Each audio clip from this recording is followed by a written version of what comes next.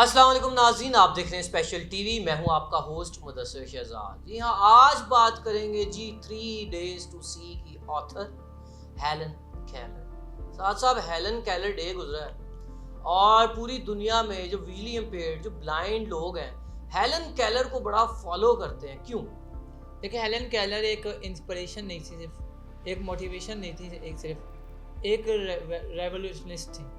साथ बात की जाती है कि जो वाइट केन है इसको जो बनाया या इसका जो आइडिया आया वो हेलन केलर के ज़हन में आया। अच्छा, ये थोड़ा सा मिसकंसेप्शन है। इसका जो आइडिया है वो जेम्स बेक्स के जहन में आया। वो जो एक स्टोरी सुनाई जाती है कि एक बिल्डिंग में आग लग गई और हेलन केलर ने वहाँ पे एक शाख दरख्त की जो थी वो उठाई और उसके थ्रू वो चलती चलती उस बर्निंग पॉइंट से अवे चली गई। अच्छा, दो बातें बड़ी प्यारी आपने की हैं। एक बात तो आपने इनकी की है, स्टोरी की छेड़ दी है, लेकिन उससे पहले कुछ चीज़ें क्लैरिफाई कर दें। हमारे ब्लाइंड लोग हेलन केलर को, ठीक है वो इंस्पिरेशन है, लेकिन कुछ चढ़ा के गलत बात करते हैं। सबसे पहली गलत बात ये करते हैं कि वो कहते हैं वाइट केन का उन्होंने आइडिया दिया।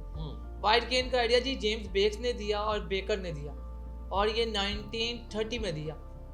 केलर ने नहीं दिया। वो सिर्फ ब्लाइंड नहीं थी, वो डेफ एंड डम भी थी जी, मल्टीपल डिसेबल्ड जी। तो हेलन केलर जो थी एक इंस्पिरेशन थी, एक ऑब्जर्वेटरी थी। वो अपने टीचर के साथ रही। उनकी टीचर की डेथ 81 ईयर्स में हुई और उनका नाम वो भी याद रखा जाएगा।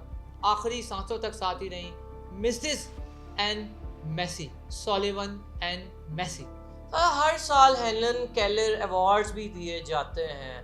हम बात करें पाकिस्तान की तो हमारे मुल्क पाकिस्तान में जितनी भी ब्लाइंड गर्ल्स हैं वो ख़ुद को बड़ा हेलन केलर बनाने की कोशिश भी करती हैं।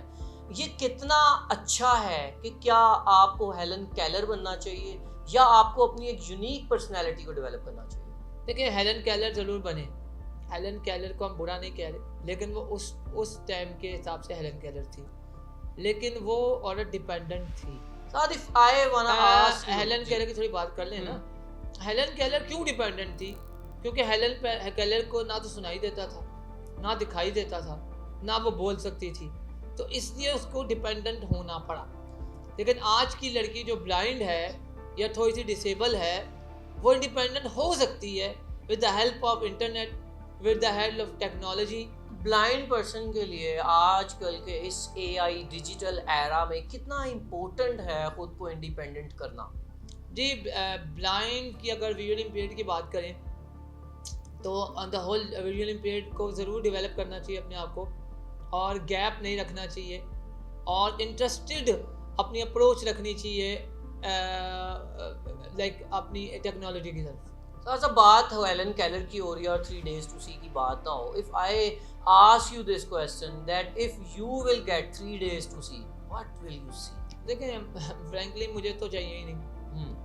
मैं हेलन केलर की कॉन्सेप्ट को ज़रूर अप्रिशिएट करता हूँ, लेकिन वो उस औरत ने इसलिए लिखा कि वो फॉर्चुनेट थी। वो कहती है, if I place my hands lovingly about skin of a silver bird in search of bird, ठीक है, जो बर्ड शाखे पे होते हैं जी, ठीक है।